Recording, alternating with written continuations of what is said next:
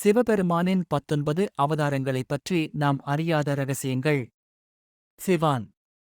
சிவபெருமானின் 19 அவதாரங்களைப் பற்றியும் அதன் முக்கியத்துவத்தைப் பற்றியும் நாம் இந்த பதிவில் பார்ப்போம்.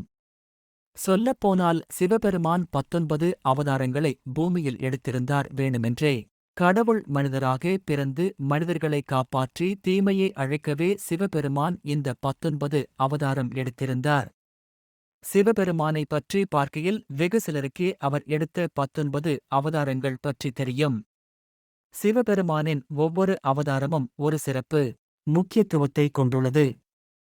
இவர் எடுத்த அவதாரத்திற்கு ஒரு முக்கிய காரணம் ஒன்று இருந்தது. அது மனிதர்களை தீமைகளில் இருந்து காப்பாற்றும் நோக்கமே ஆகும். பிப்லாட் அவதாரம். ஒரு துறவியின் வீட்டில் பிறந்தார் சிவபெருமான். ஆனால் பிப்லாட் பிறப்பதற்கு முன்னதாகவே அத்துறவி வீட்டை விட்டு சென்றார். சனி திசையின் இருக்கை நிலை சரியில்லாததால்தான் தன் தந்தை வீட்டை விட்டு சென்றதை வளரும்போதுதான் புரிந்து கொண்டார். இதனால் சனியை பிப்லாட் சபித்து தன்வின் நகை இருப்பிடத்திலிருந்து சனி கிரகத்தை வழிபட செய்தார். 2 நந்தி அவதாரம். நந்தி என்ற பெரிய காளைதான் சிவபெருமானின் ஏற்றமாகும். சிவபெருமானை நந்தி வடிவில் இந்தியாவில் பல இடங்களில் தரிசித்து வருகின்றனர். நந்திகளின் பாதுகாவலனாக சிவபெருமான் பார்க்கப்பட்டார். 3வது வீரபத்ர அவதாரம். தட்சிணா யாகத்தில் சதிதேவி தன்னை பலியாக்கிக் கொண்டதால் சிவபெருமான் கடும் கோபத்திற்கு ஆளானார்.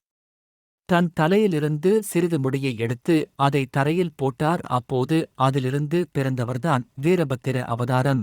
4வது பைரவ அவதாரம். பிரம்மனுக்கும் விஷ்ணுவுக்கும் யார் பெரியவர் என்று சண்டை வரும்போது சிவபெருமான் இந்த பைரவ அவதாரத்தை எடுத்தார்.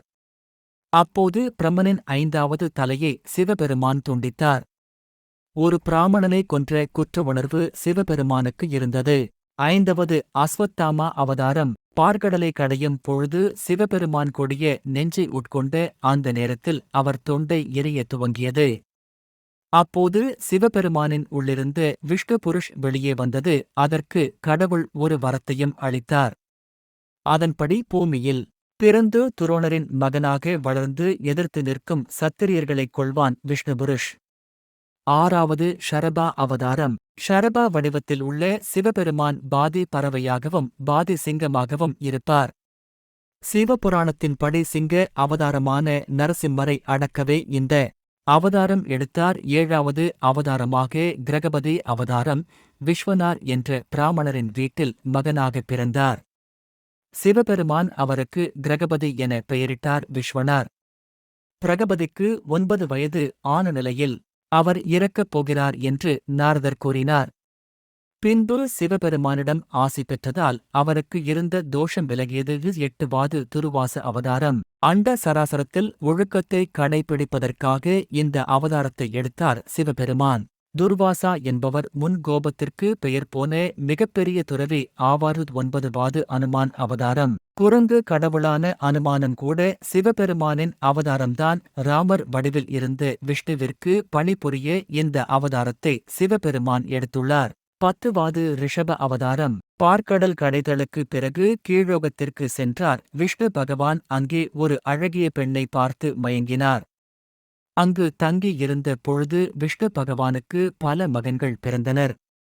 ஆனால் அவரின் அனைத்து குழந்தைகளும் அசுரன் குணத்தை உடையவனாக இருந்தனர்.